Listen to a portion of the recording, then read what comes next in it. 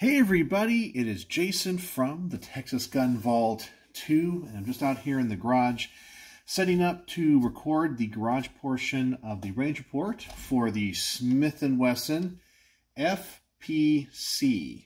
Yeah, so spent a little bit of time editing the range footage, and as I told my Patreons in a video for them, that I have just been so busy lately with my day job, being a music teacher in a public school, that I have just not had a lot of time because school just started up, and I've been working like 10, 11, sometimes 12 hours a day. And now that everything's started, everything's kind of set, I'll have a little bit more time and get back to making more content. But anyway, I wanted to come to you tonight with a very short video to answer a question that I occasionally get, but was recently asked in one of my AR-10 videos. And I think it's a very good question, and it's a very valid criticism of my channel at times. And one person had asked me, Jason, why don't you go to an outdoor range where you can shoot further distances than 100 yards with these rifles that are obviously DMRs or have the potential of going out much further? And as I said, it's a very valid question and criticism of my channel. And to answer the question, it comes down to a number of factors. The first factor is time. As I just mentioned before, I'm very busy.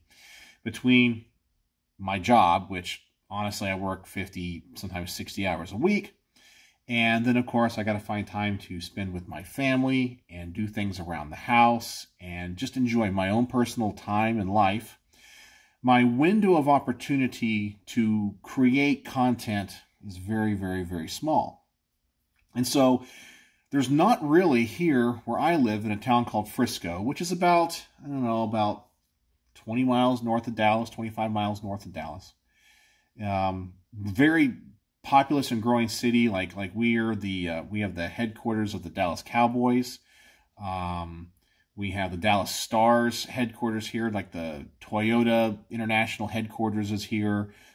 We have the U.S. Soccer Hall of Fame. They're getting ready to build a Universal Studios amusement park here. I mean, it's just this town that's just exploding in growth.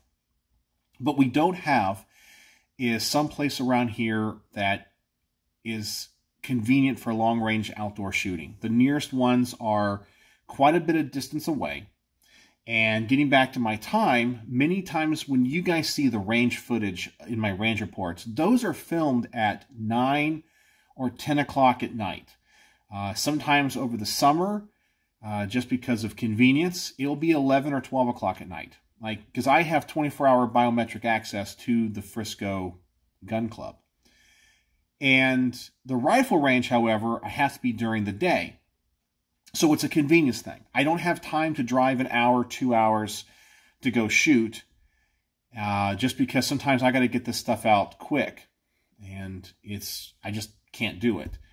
Another reason is the ability to film. So what you guys don't realize is that when you go and film footage, if I'm by myself, I have a tripod and things, it takes up space, and essentially, if I have anybody in the bay or the shooting stall next to me, I can't do it because I don't want to, of course, be in their way, but I have to shoot it over my shoulder, and so it gets in their way. So I have to be polite to other people, and many times in outdoor ranges, you're given a stall, and it's right next to somebody, and I'm at the whims of that. And so it would suck to drive an hour and a half to go to an outdoor range where I could shoot longer distance, and then I can't film. I mean, the whole thing's done. And then my segments, where I might just want to shoot 10 rounds or 20 rounds at a particular target as I'm zeroing in a scope. It's great at an outdoor range when you're there with a bunch of friends and so forth, and you got a range safety officer, and the range is hot for a certain period of time. Let's just say it's hot for 10 minutes. Well, let's just say in that first minute and a half, I do the 10 shots I need. Now I have to wait 8 or 9 minutes of downtime before I can even go out and check the target to see if it, and bring that in or change the target out. It takes too long. It's just not long enough. And then there's ranges where you're not allowed to film. So they don't want you setting up cameras there because they don't either want their private range filmed for whatever reason. Other people might not want you to film because their voice or whatever. And then, of course, I have all the background noise of the other people there at the range.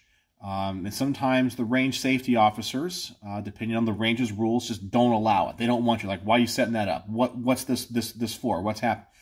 It's too much. It's too much. And then I also would have to pay to get in. So if you guys don't know, I, as a VIP member of the Frisco Gun Club, we pay an annual membership, okay? And it's a lot of money.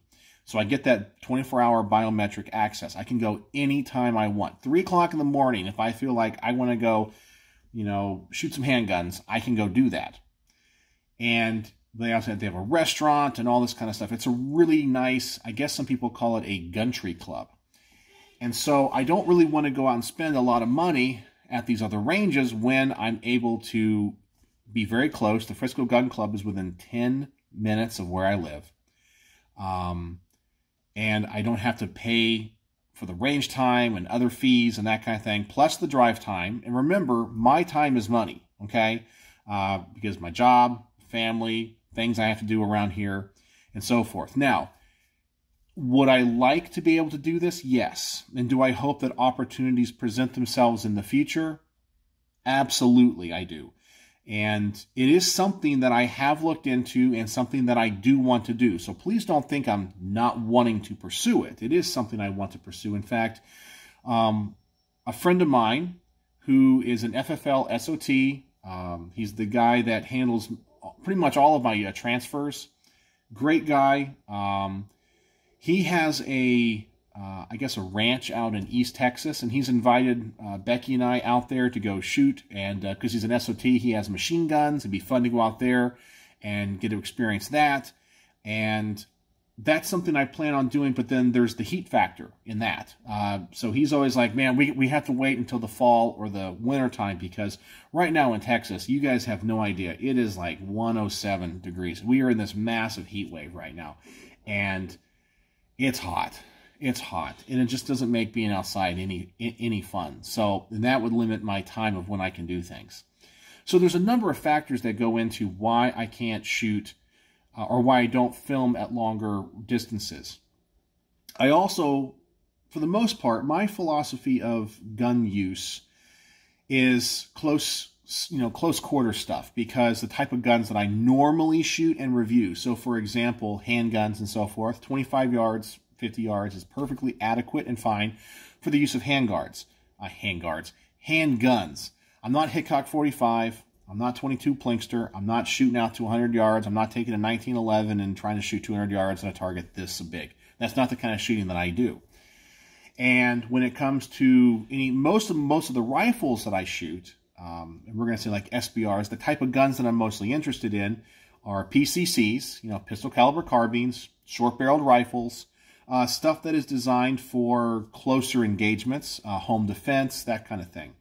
So there's never really been a need for me to develop as a shooter out to 200, 300, 400 yards. Doesn't mean I can't do it, or that I don't want to do it, or won't ever do it in the future. It just means that due to time constraints, budgetary constraints, logistical constraints, weather constraints, it's just easier for me to film at the Frisco Gun Club, and why I pay the large amount of money that I do every year to be a member there for the access that I have. So that's why. And I understand if people feel like it's an inadequacy on my part as a content creator. I know that I don't make perfect content, and I have discovered that you can't please everybody. For example, like even if I did that type of content and that type of long distance shooting, because I'm not somebody that does that very often, I might not be as successful at it, meaning my groups might not be as tight as some other people that just do exclusive long-range shooting. People would feel that the content is not good or unworthy. And that, of course, then that would also be a valid criticism.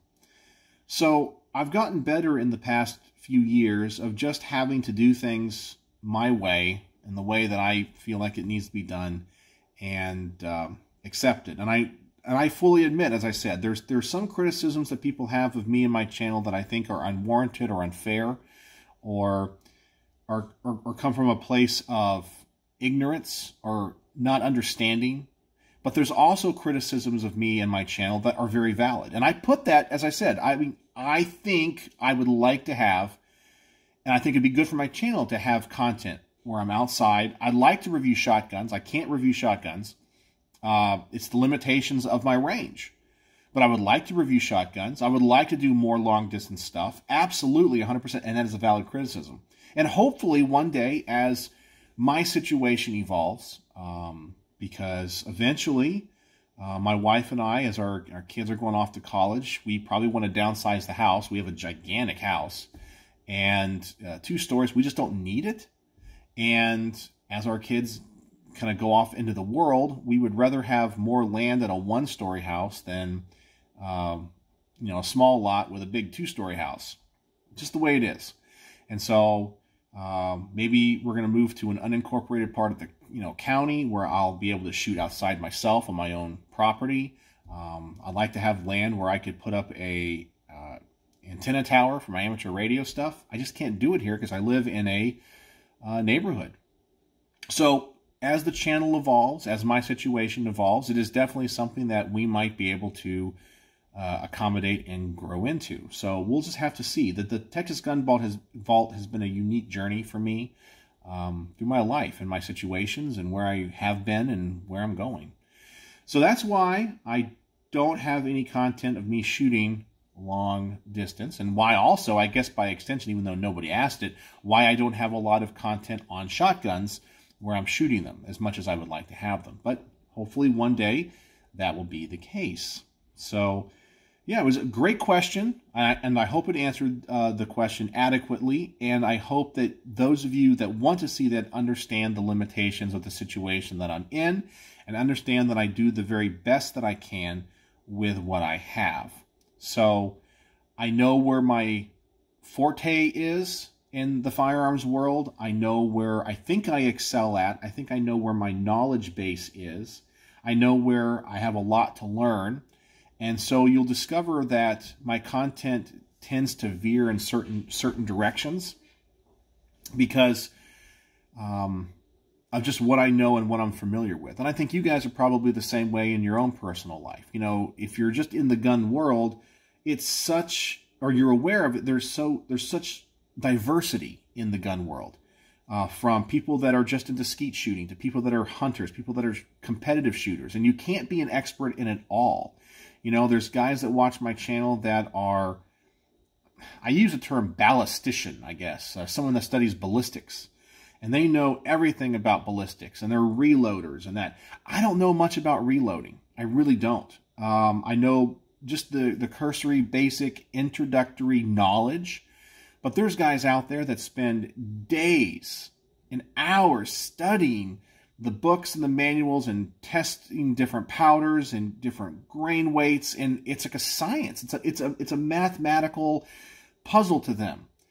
And I don't have that either interest or knowledge right now, so I can't talk about that stuff, and so I don't talk about it. The same thing goes with let's say skeet shooting or, double barrel shotguns. I don't have as much experience with that, but I know what I know. And the things I know, I dive really deep into, like clone rifles, products from like HK, history, mechanics. That's the kind of stuff that I excel at. And so that's where I kind of veer my channel to. And the long distance shooting, I definitely think I need to get better at it, okay? And I'd like to do more. It's just not, number one, my forte, and then I have all those other limitations. So there you go. Kind of a long answer to a very short question. And so if you guys have any other questions that, of course, are valid, you know, not something silly, let me know in the comment section, and hopefully I can answer it, especially if it pertains to my channel, the type of content that I make, why I choose to make the content I do, why the format of the content I choose to make. And because trust me, there's a reason for everything. My personality type, I have a reason for everything. So if you ask me, why do I structure the videos the way that I do? I have a reason why I structure them the way that they are made. Why do I do things in a certain order? Why do I care about certain things in a review? Because, for example, somebody recently asked me or made a comment on my channel on a staccato pistol. I had mentioned that the way that this pistol came, I didn't like how the sights were set up. It was something to do with like not co-witnessing with a red dot. And one of the caveats I always put into my videos is I review the firearms as they're presented to me. So, for example, if somebody lends a gun to the channel, I tell you how the gun is set up, what options are on it, and what I like or don't like about that particular setup.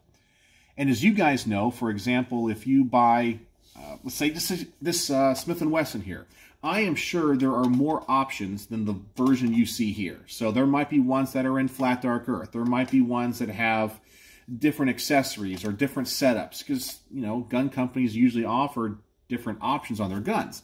But I'm going to review this as the gun sits. So if you say, hey, they actually have something that changes that, well, good. I'm reviewing it from this standpoint. So somebody said in that video that because you can change the sights out, or they offer other sights, that many of the points that I had that I said I didn't like about the staccato were invalid. And then at the bottom of the comment, he said he suggested people go watch other channels and not mine. So obviously I just deleted the comment, didn't respond to it. Because don't come to my channel. Listen, you don't have to like my channel. You don't have to like my content. You don't have to like me. You don't have to like the way that I look, the way that I talk. You don't have to like my bald head. It doesn't matter to me. It doesn't matter. But there's a few things you can't do on my channel. Don't come to my channel and tell people to go to other channels. I mean, why would I allow that on my channel? Anyway, some people I just don't think understand that while they can comment on YouTube, but on my channel, I have the ultimate say and control of what can be said and not. And that goes back to another comment I recently got about the, I guess it's the comment guidelines I had to put on my channel. Because someone laughed, and it was kind of funny. They're like, you have to have comment guidelines, and, you know, did like the LOL, the laugh out loud thing. And I was like, yeah, because some people just don't know how to be good human beings. You know, I have some basic guidelines, like be respectful. You can disagree, but be respectful, and be respectful of the other commenters. So, for example, if one of you guys say something in my video, whether you like or don't like something about the gun that I'm reviewing or something I say, and you and I are having a dialogue, like you say, hey, Jason, I actually really like that handguard. You don't, let's, you know, we talk about it. If somebody comes in and says something mean to me or mean to you, saying, you're an idiot for thinking that, no, don't be mean to other people. So I have to have guidelines like that. And one of my guidelines is don't talk about me in third person. Okay. So like, don't come into my channel and go, this guy's an idiot. I read all the comments, okay? So don't talk about me when I'm reading the comment, if that makes any sense. Address your issue to me. Be respectful and kind. We have a dialogue. Just because you disagree or don't like me, I'm not going to ban you. Just don't be an idiot. Don't be mean to other people. Don't be mean to me. Don't talk in third person. It's amazing how some people in this world just, I guess, don't have any problem being mean to other people. And I'm not saying that I'm perfect, because I know that I've said mean things to people in the past. There's always things that, you know, we can regret saying or whatever. And, you know, we've all done it. We've all gotten mad, said something. And this can go back to when you were a kid, or, you know, even just 10 years ago or whatever. Said something mean because they ticked you off or whatever. We've all been there. But as I get older, I like to think I'm getting more mature, and just I let things slide and realize what's important in life, you know. And I do try, while I know that I don't know about you, but me personally, I fail at times, you know. I really do try to think about others and care about others. And it just amazes me how some people can't do that. I'll tell you a little story that's unrelated to the Texas Gun Vault about my neighborhood. There is a gentleman who lives, I guess it's not behind my house, but it's like behind my house and one house over. So I guess it's adjacent, I guess you would say. And my next door neighbor they're like right behind each other. And my next door neighbor has lent some guns to the channel. Great guy. But anyway, that neighbor across the alley, he has this outdoor light that is on the side of his garage. And it was installed by the builders, and so it's up to code and all that. But he's pointed the lights up, and he replaced these bulbs with these extremely bright LED lights.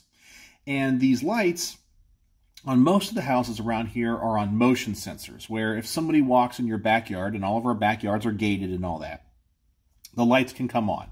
It's a security light, you know, perfectly fine, doesn't bother anybody. And then after 10 seconds or so, if there's no more motion, the light goes off. Well, this neighbor that we have, he runs these lights all night. And they're bright, and he points them up where they literally go over the fence. I mean, we have like high fences. We're talking like 8 or 9 foot fences. And it essentially illuminates the entire backyard of my neighbor. And it's so bad, and these lights are so bright that they can't sleep in their bedroom. They have blinds and wooden kind of shutters, and they close it, and it's still bright. Their whole backyard is illuminated. And even for me, when I go out at night and go on my patio, I can't use my patio at night because this light is literally so bright pointed at my house. Now, it doesn't bother us when we're sleeping, but it's really, really bright. But my next door neighbor, because they can't sleep because of it, it's caused just some inconveniences for them. So they have to sleep in separate rooms.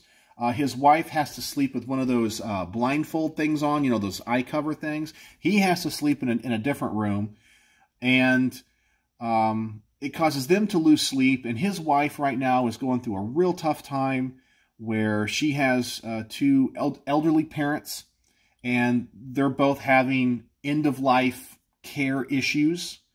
And so she could be called in the middle of the night to have to go take care of things. It's just a situation where she's being a wonderful daughter to her elderly parents, but she needs her sleep, and she's under a lot of stress. And my next door neighbors and I have contacted the house across the alleyway and saying, hey, is there anything that we can do?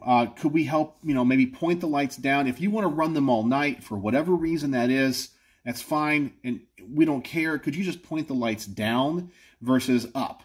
You know, and if there's a solution that we can pay for, like these shields that would only point the light down, we will buy them for you. We will get them installed. Is there anything that we can do to get a little bit of relief? Mainly more for my neighbor than anything else. And this neighbor that we have across the alleyway, he wants none of it. He won't reply to the texts. He won't reply to emails. He won't reply to the HOA.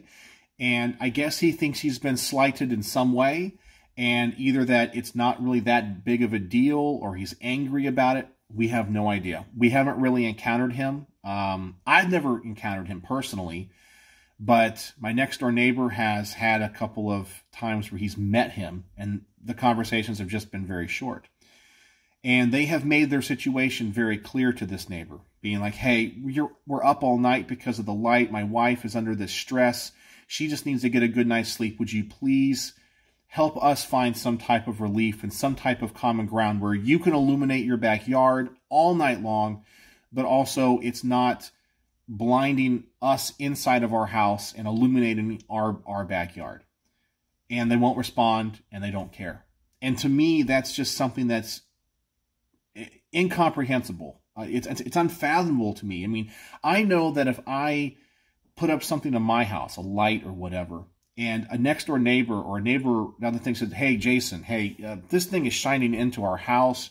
Would you mind, I would feel so bad. I'd be like, oh my God, I had no idea. I promise I was not being inconsiderate. Let's figure that. I'll just want to turn off the light. I'd probably just take the darn thing down, because I would personally be so embarrassed and feel so bad affecting somebody. And then if I found out, oh my gosh, they're going through all this and I was caused, oh my God, I couldn't, for myself, I would feel so bad. But there's people in this world that just do not give any care in the world to the discomfort of others and are just mean to be mean. It doesn't make any sense to me. It doesn't make any sense. And maybe as I'm getting older, I'm not as confrontational as I was when I was younger. I don't engage in political debates all that often. I typically avoid them in person. I just try to be nice to people. But it just amazes me how some people go through life wanting to hurt others. It doesn't make any sense. You know, small acts of kindness can go a long way. You know, as they say, sometimes just saying hello to somebody, asking them how their day is going and smiling can turn their day around. Maybe they're having the worst day of their life and they're contemplating something terrible like taking their own life. And just the fact that you're nice to them makes them feel like they have value in this world and people are nice and they don't do it. You know, you never know. You truly never know.